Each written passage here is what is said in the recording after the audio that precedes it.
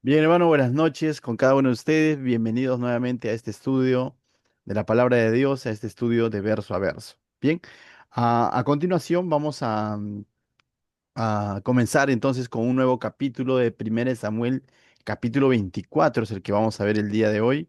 Es una historia muy conocida, muchas veces muy mencionada también en distintos mensajes. Básicamente dice, si tuviéramos que ponerle un título a este capítulo 24 de 1 Samuel es David perdona la vida de Saúl. ¿Y por qué de pronto se valora bastante esto? Porque entendamos un poco el contexto. David está siendo perseguido por Saúl.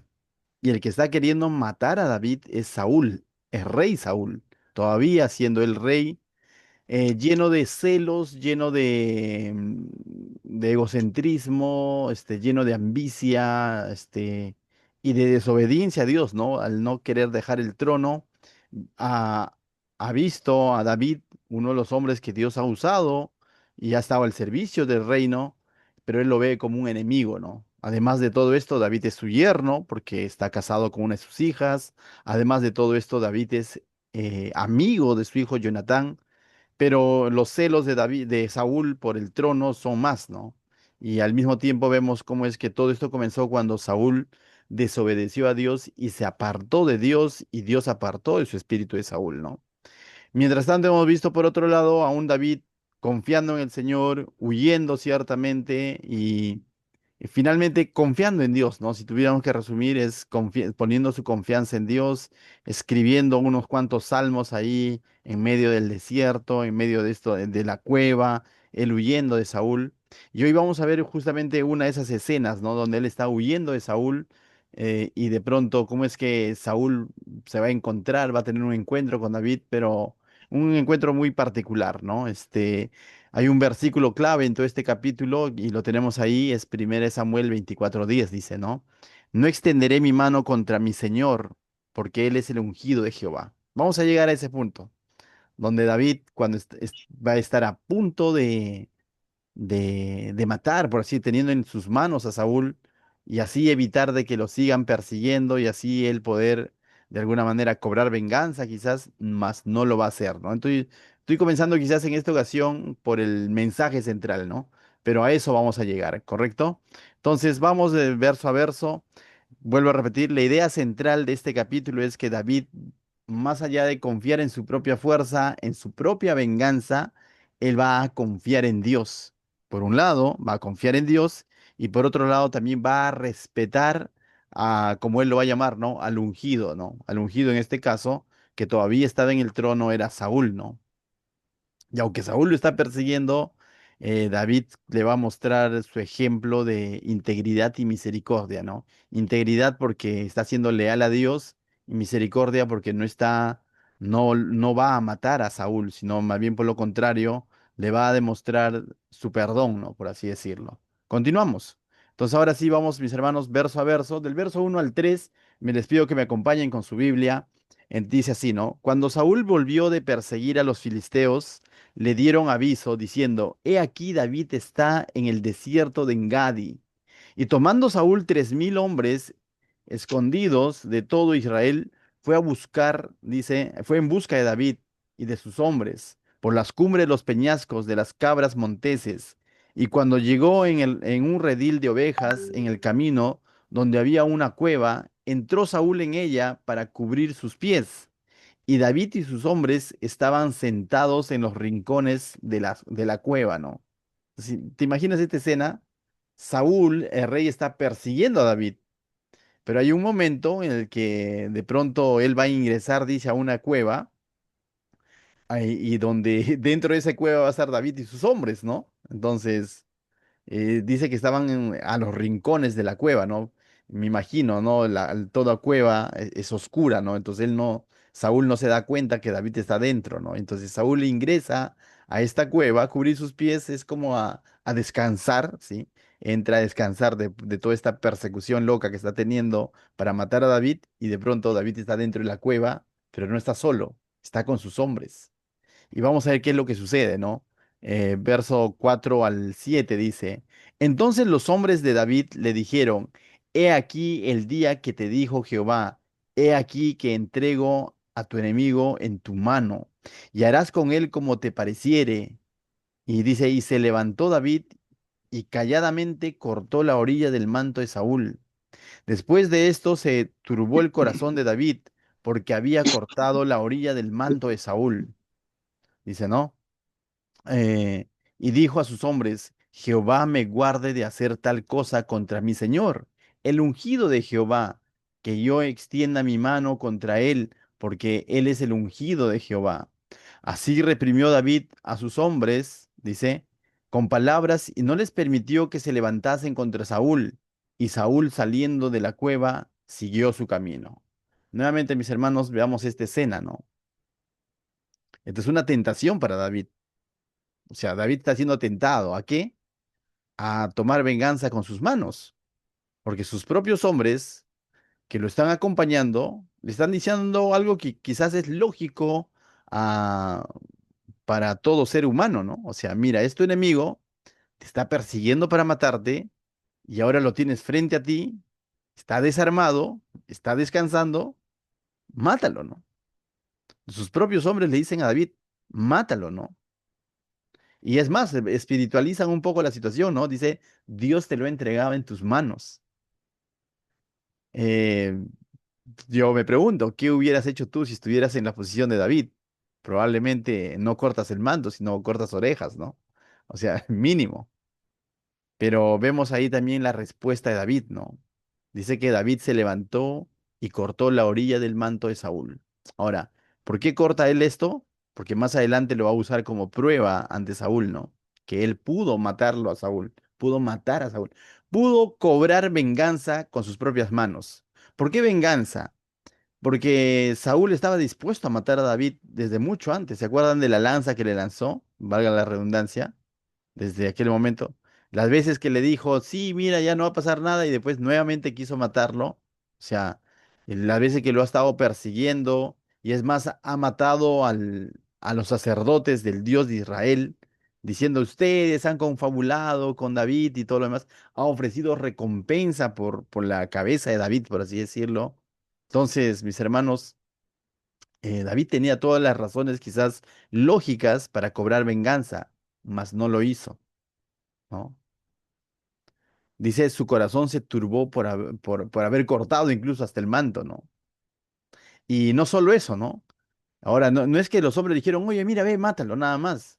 Pareciera que los hombres lo estaban incitando y que los mismos hombres que acompañaban a David también estaban dispuestos a matar a Saúl. Y te acuerdas de que estos hombres no eran cualquier hombre, ¿no? Sino eran hombres que estaban dolidos, endeudados, perseguidos también de alguna manera. Entonces, vamos a decir hoy en día como resentidos con el reino, por así decirlo, o con el reino. Había algo ahí en estos hombres también, una especie de sed de venganza. Dentro de estos hombres estaban quizás eh, muchas personas cuyas familias Saúl había atropellado probablemente en su injusticia, en su ánimo de perseguir a David, ¿no? Uno de los sobrevivientes, los sacerdotes, estaba ahí, ¿se acuerdan? Que fue con él y contando que habían matado a toda su familia. Entonces estos hombres estaban dispuestos también a tomar la vida del rey Saúl. Entonces David no solamente dice, no lo voy a matar, sino que David de alguna manera defiende a Saúl, porque ¿qué es lo que hace?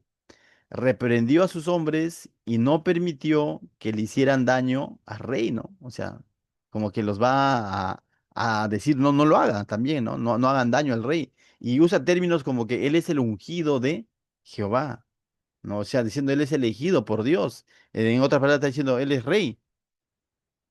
Y aunque David sabe que él ya ha sido ungido como nuevo rey, como el futuro rey, pero también al mismo tiempo, porque este es un ejemplo de confianza, él está confiando que Dios en su momento lo va a reconocer y lo va a coronar como rey de Israel.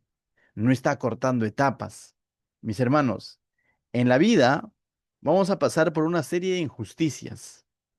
Vamos a pasar por una serie de situaciones donde quizás ganas no van a faltar de poder cobrar venganza o justicia a nuestra manera, ¿no? Conforme los lineamientos del mundo, vamos a llamarlo así.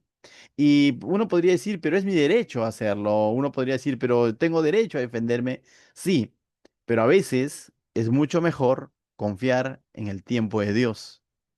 incluso a veces desistir de cierto tipo de venganza, que por cierto hay pasajes suficientes para esto decir que la venganza es de Jehová. Hay pasajes suficientes en los que el Señor Jesús dice, si te ofenden una mejilla, da la otra. Hay pasajes como el libro de Romanos donde dice, ¿no? Que un mal hay que pagarlo ¿con qué? Con un bien. Y que el mal no debe reinar sobre el bien, sino el bien va a prevalecer sobre el mal. Y eso de ejemplo en esto tenemos en el Señor Jesucristo, ¿no? Claramente vemos cómo es que el Señor Jesucristo, que ya había de alguna manera compartido a sus discípulos lo que él iba a hacer por ellos y por todos aquellos que iban a creer en él, cuando él estuvo horas antes de ser entregado o ser atrapado o ser aprendido, sus discípulos se escandalizaron de él. Esa es una forma de traición. Que si bien es cierto, Judas, su traición fue más explícita, quien lo vendió, pero sus demás discípulos también se escandalizaron de él y él les dijo.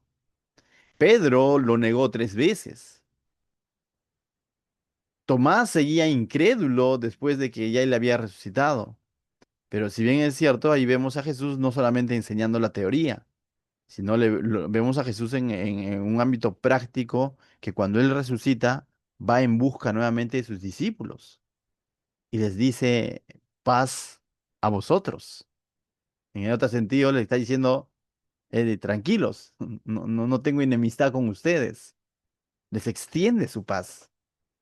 Entonces Jesús, de lejos cumplió con cada uno de los principios que él enseñó, ¿no? En el Sermón del Monte.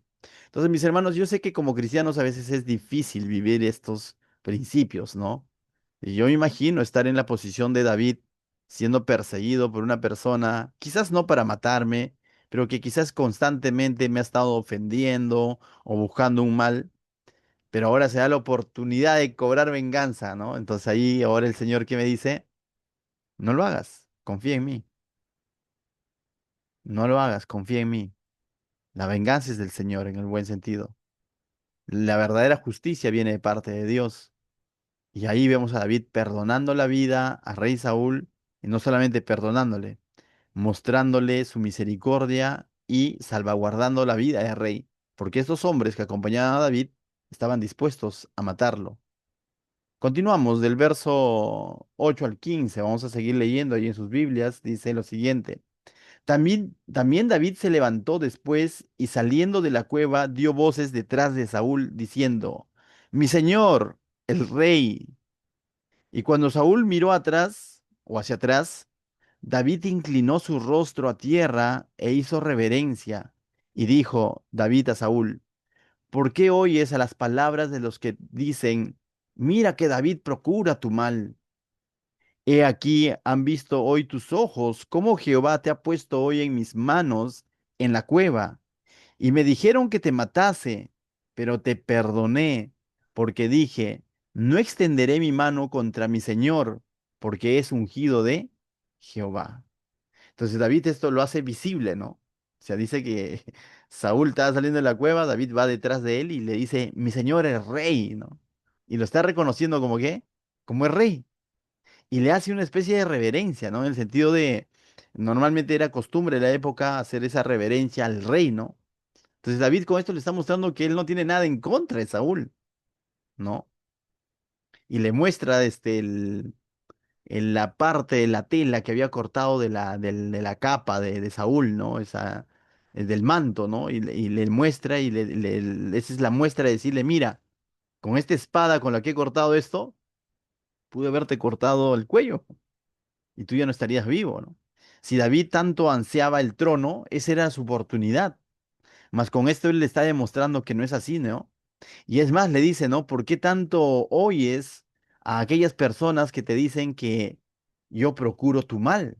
Con esto lo que le está diciendo Saúl, yo no procuro tu mal, yo no estoy buscando tu mal, ¿no? O sea, David no es quien para ponerse como juez sobre Saúl, si Saúl hizo bien o mal, ¿no? Porque sabe que eh, esa función la tiene el Señor y es el Señor el que ha desechado a Saúl.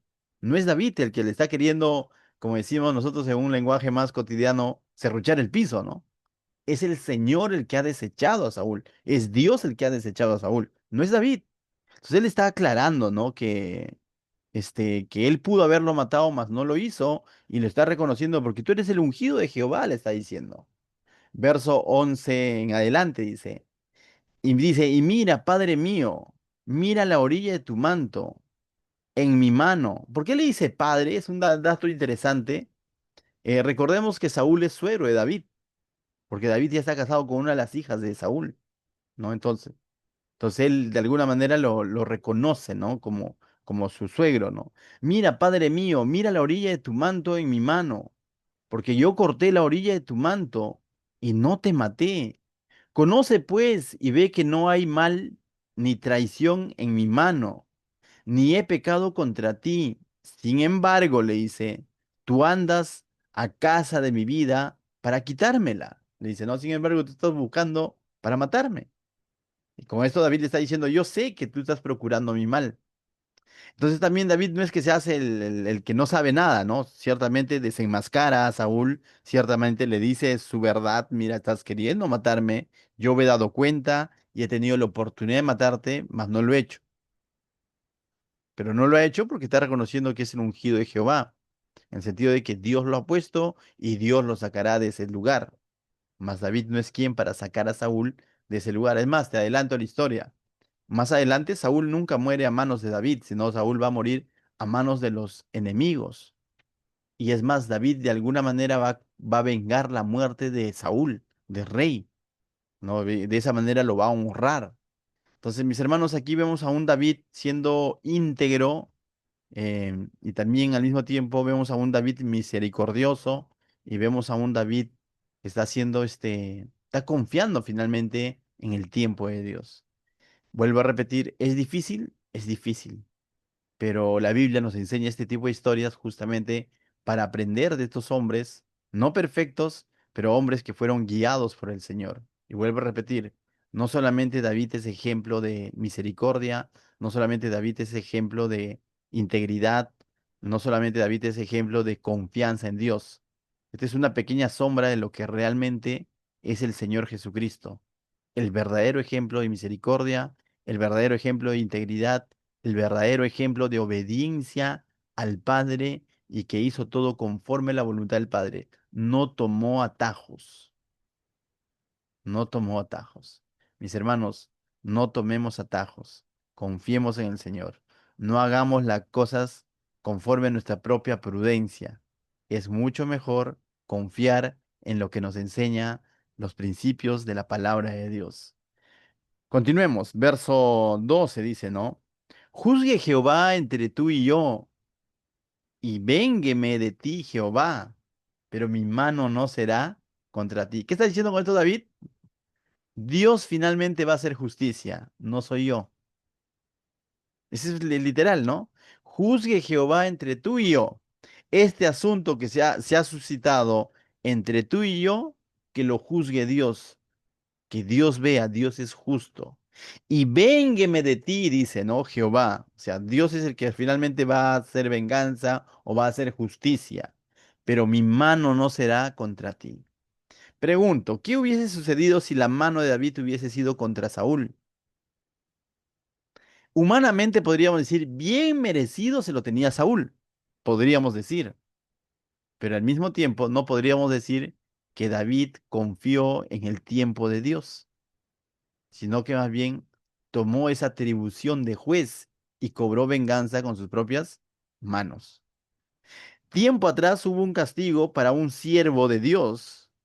¿Sabes? Ese siervo de Dios se llamaba Moisés. Dice que cuando estaban en el desierto, el pueblo rebelde, que lo era, ¿ya? El pueblo quejoso, que lo era, reclamaban todo a Moisés, fue, ¿no? Y le dijeron, tenemos sed. Así le dijeron, tenemos sed, Moisés, ¿para qué nos has sacado a este desierto? Pueblo quejoso, bueno. Y Moisés fue ante Dios, oró a Dios y le dijo, el pueblo reclamón tiene sed, ¿no? O sea, por así decirlo, ¿no? Y Dios le dijo, Moisés, anda, ve, háblale a la roca y da de beber al pueblo, ¿ya? Moisés vuelve y reprende al pueblo. Le dice, tengo que darles yo de beber. Punto número uno. Y golpea la roca y sale agua y les da de beber. Versos más adelante, Dios castiga a Moisés por ese acto. ¿Por qué? Porque se tomó atribuciones que no le correspondían. Dios le dijo, ve, habla a la roca y debe beber a ese pueblo quejoso. Pero él los reprendió y encima les dijo, les tengo que dar de beber, ¿hasta cuándo? Algo así, ¿no? El que le estaba dando de beber era Dios, no Moisés. Y Dios le dijo, háblale a la roca, no le dijo, golpea. Esa desobediencia, ese acto de ponerse como juez o como Dios de alguna manera, le costó no la salvación, porque Moisés debe estar en la presencia de Dios, le costó no entrar a la tierra prometida, porque Dios le dijo, por lo sucedido en la roca, en el tal lugar, no ingresarás a la tierra prometida, solamente sube a este monte y observa. Mi hermano, mi hermana, cuando de pronto nosotros tomamos venganza con nuestras propias manos, o nos dejamos guiar con nuestra propia prudencia, o tomamos atajos contrarios a los principios del Señor, contrarios a los tiempos que Dios tiene establecido. Ciertamente, hemos hablado de esto los domingos, Dios no te va a quitar la salvación, pero sabes, te puedes perder en muchas bendiciones en las que Dios te pudo haber, te va a decir, si yo te hubiera defendido, hubiese sido diferente. Si me hubieras permitido hacer juicio a mí, las cosas hubieran sido distintas. No te va a desechar, pero muchas veces vamos a tener que experimentar con el error, ¿no? Entonces, justamente estas historias están para prevenirnos de eso y decirnos, sean misericordiosos, sean íntegros, finalmente confíen en la justicia de Dios. ¿Es difícil en este mundo injusto? Claro que es difícil, pero sabes, sobre todo es todo lo que vemos, hay una realidad mayor. Tenemos un Dios justo. Tenemos un Dios fiel, tenemos un Dios misericordioso. Y eso debe primar en el espíritu, en la mente, en el corazón de un cristiano, que nuestro Dios es justo, santo, misericordioso y fiel a su promesa. Si Él ha dicho que te va a defender, Él te va a defender. Si su palabra dice que si Dios está con nosotros, ¿quién contra nosotros? Si su palabra dice, no temas ni desmayes, y yo estoy contigo, yo te sostendré, yo te sustentaré con la diestra de mi justicia, dice. Entonces es Él el que nos va a sostener, mis hermanos. Pero esos momentos, ciertos, son momentos de tentación para querer tomar nosotros am, acción en nuestra propia prudencia. David no lo hizo y nos da un claro ejemplo aquí, ¿no? Entonces dice, verso 13, como dice el proverbio de los antiguos, de los impíos saldrá la impiedad, dice, así que mi mano no será contra ti, le dice, ¿no? Entonces, como diciendo, toda maldad, ¿no? Mm, toda acción de dañar a alguien sale del impío, mas no sale del corazón del justo. Y esto era un proverbio judío, ¿no? Era un proverbio conocido por ellos. Todo daño, toda maldad sale de un corazón impío, sin Dios. Pero Dios, alguien que está confiando en Dios no puede salir ese tipo de cosas. Por eso que Jesús decía y Pablo le replicaba que un mal hay que pagarlo con un bien. La ley judía, ciertamente, ¿no? Del talión decía ojo por ojo, diente por diente, ¿no? Pero Jesús dijo, no, si te golpean una mejilla, da la otra. Y el verso 14 dice, ¿tras quién ha salido el rey de Israel? ¿A quién persigues? ¿A un perro muerto? ¿A una pulga? Jehová pues será juez, y él juzgará entre tú y yo.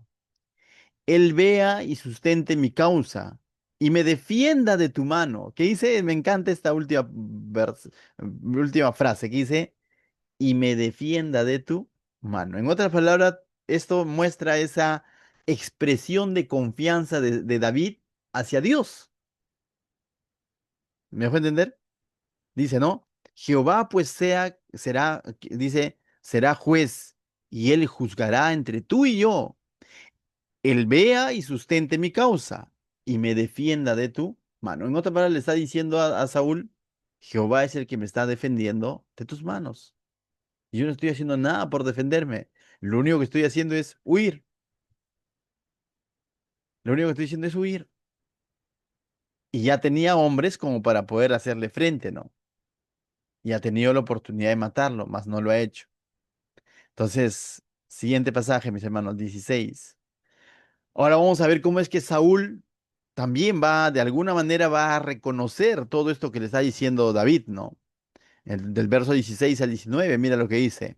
Y aconteció que cuando David acabó de decir estas palabras a Saúl, Saúl dijo, ¿no es esta la voz tuya, hijo mío, David?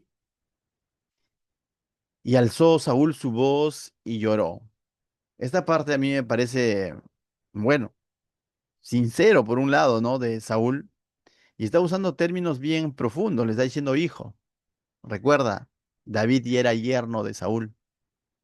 En algún momento David, digo, Saúl se ha referido a David como de manera despectiva, ¿no? Ese hijo de Isaí, ¿has escuchado? ¿No? Dijo, ¿no?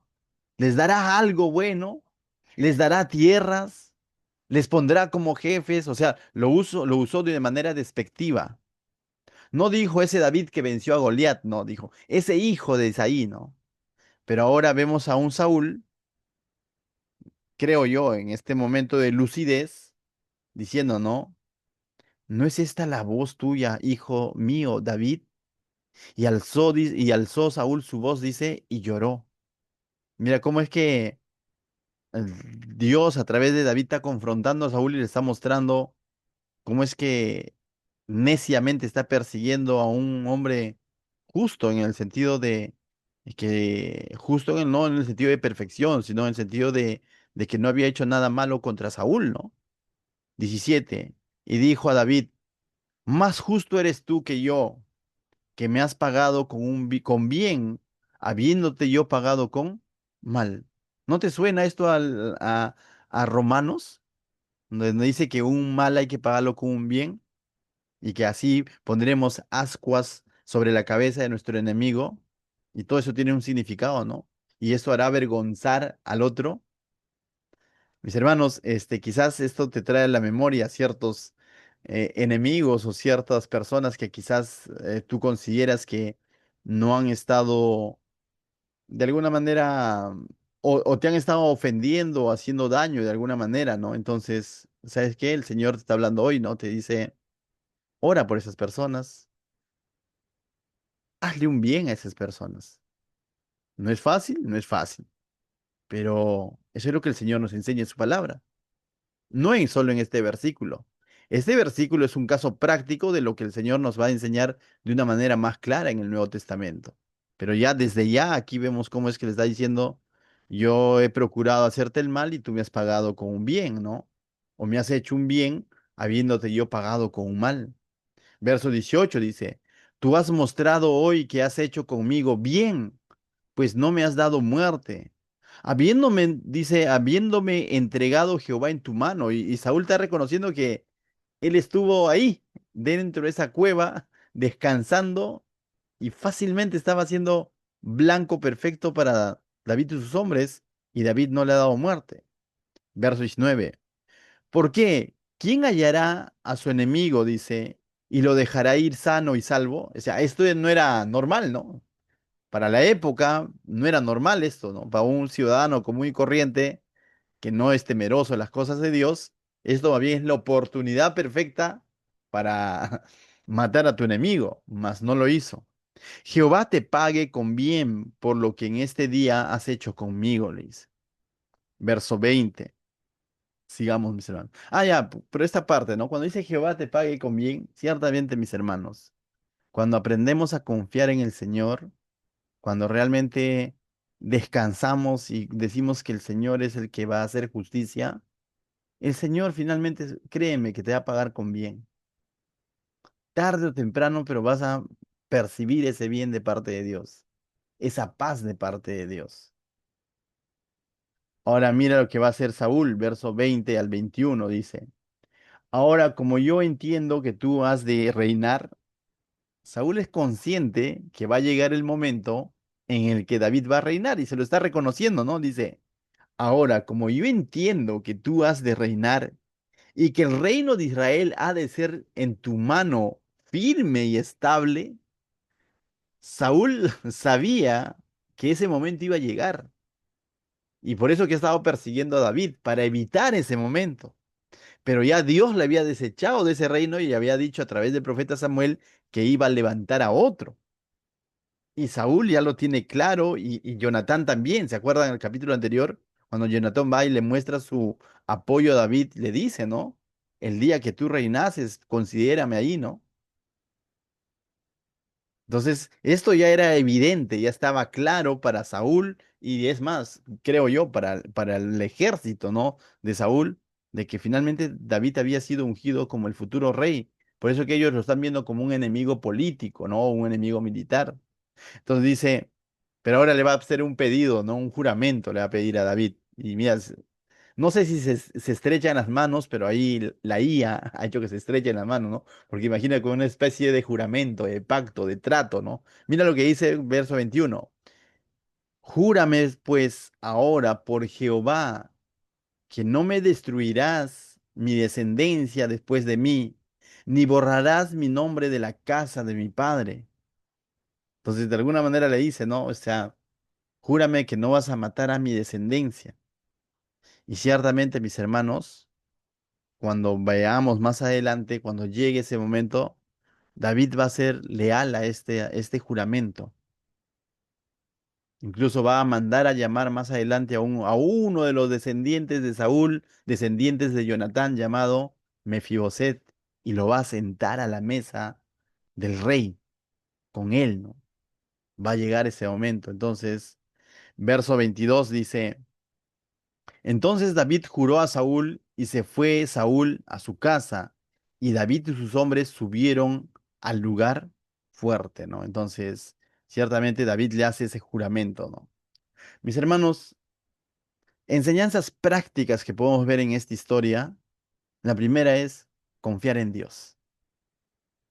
Tal como lo ha dicho David, ¿no? Él dejó la venganza en las manos de Jehová para que Dios actúe conforme a su voluntad en su tiempo.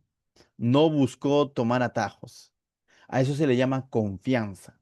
Entonces, algo que podemos aprender de esta historia es eso, aprender a confiar en Dios. ¿Es difícil? Es difícil, claro está, pero aprendamos a confiar en Dios. Lo otro que podemos aprender acá, respetar la autoridad establecida por Dios, porque de alguna manera cuando David dice, Él es el ungido de Jehová, está diciendo, Dios lo ha puesto en ese lugar. Y si Dios aún no lo ha sacado como rey, ¿quién es Él para matar al rey? ¿Me dejo entender?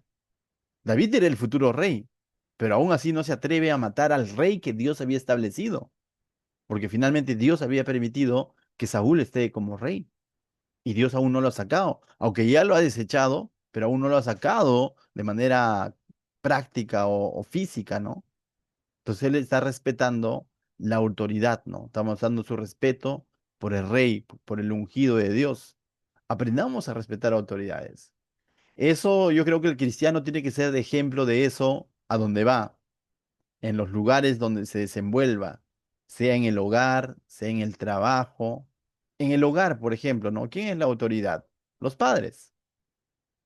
La Biblia claramente pone a los padres, y si acá tú eres hijo, todavía que estás viviendo bajo la tutela de tus padres, entiende, ¿no? O sea, ellos son autoridad en el hogar, a no ser que ya tú tengas cierta independencia, ¿no?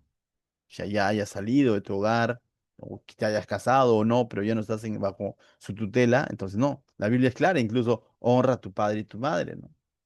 Hay otro pasaje también donde Pablo nos enseña a honrar a nuestras autoridades. En nuestro centro de trabajo, imaginemos, ¿no? Hay personas que siempre va a haber, no quiero llamarlo jerarquías, pero hay funciones que se toman normalmente. La pregunta es, ¿qué tanto honramos eso, ¿no? Como cristianos. Nosotros tenemos que ser de ejemplos de eso, ¿no? De saber honrar las autoridades. de no pasar más allá de lo que ellos puedan decir, a no ser pues que nos inciten o nos presionen a hacer algo abierto en contra de Dios. Ahí sí, definitivamente nuestra autoridad suprema, a quien debemos de honrar es a Dios. Pero mientras no ocurra eso, somos llamados a honrar.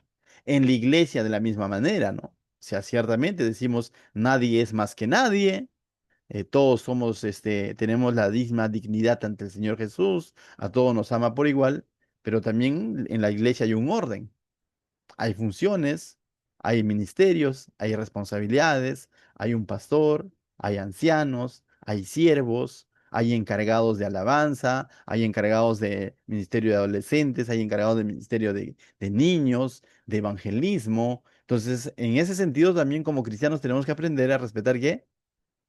Las autoridades o el liderazgo que Dios va estableciendo, incluso en su iglesia. Entonces, mis hermanos, hablar de eso es amplio en realidad, ¿no? Lo otro que podemos aprender de esta historia es actuar con integridad, ¿no? David citó un viejo proverbio donde decía, ¿no? Que del impío puede salir la impiedad, ¿no? O sea, del corazón impío puede salir la maldad, el daño, pero del corazón justo no puede salir el daño. Eso es integridad, ¿no? Actuar en integridad. Actuar en integridad no solamente es decir, bueno, yo voy a la iglesia, que yo hago, no, sino que si somos cristianos, de nosotros no puede salir un daño hacia otra persona, por más que se lo haya ganado, ¿no? Así como dicen, pero se lo merece, sí, pero de ti, de mí, de todo cristiano no puede salir un daño, una mala palabra, un insulto, una ofensa, no puede salir, menos una agresión física, ¿no? En ese sentido tenemos que tener bastante cuidado, ¿no? Eso es vivir en integridad, no ser íntegros. Y finalmente que lo podemos aprender también de David es esa bondad que va a transformar de alguna manera en ese instante a Saúl, ¿no? Esa bondad, que quizás la palabra más apropiada sería esa misericordia, ¿no? Que él tuvo con Saúl. Mis hermanos, seamos misericordiosos como nuestros señores misericordiosos. Incluso la Biblia en el libro de Corintios y Romanos nos habla de que hay un don de misericordia, pero no significa que solamente los que tienen el don de misericordia van a tener misericordia, sino que todos somos llamados a tener misericordia. El Señor Jesús enseñó a los mismos maestros judíos a tener misericordia cuando estaban a punto de apedrear a una mujer adúltera, ¿se acuerdan? O sea, y a veces nosotros nos ponemos en esa posición religiosa, ¿no? Y si el Señor nos mirase y nos dijera, oye, yo te he perdonado 100 y tú no quieres perdonar 10, ten misericordia de tu prójimo. No, pero se lo merece. Ten misericordia. Seamos misericordiosos, mis hermanos. Entonces, hermosa historia que nos enseña grandes enseñanzas, ¿no? Confiar en Dios, respetar las autoridades, actuar y vivir en integridad y ser misericordiosos, ¿no? Finalmente dice que Saúl regresó a su casa y David con sus hombres se fueron a un lugar fuerte, ¿no? Aplicación práctica, mis hermanos, a la luz de esta historia, seamos o imitemos estas características que hubo en David. Amén. Vamos a orar para terminar este tiempo, después vamos a tener un tiempo más para seguir conversando. Amado Dios, te doy gracias, Señor, esta noche por tu preciosa palabra, Señor. Gracias porque nos enseñas, Señor, a poder confiar en ti, Señor, y a entender que tú eres el dueño de los tiempos, tú eres soberano y que nosotros lo que nos toca y tenemos como responsabilidad es confiar en ellos, Señor.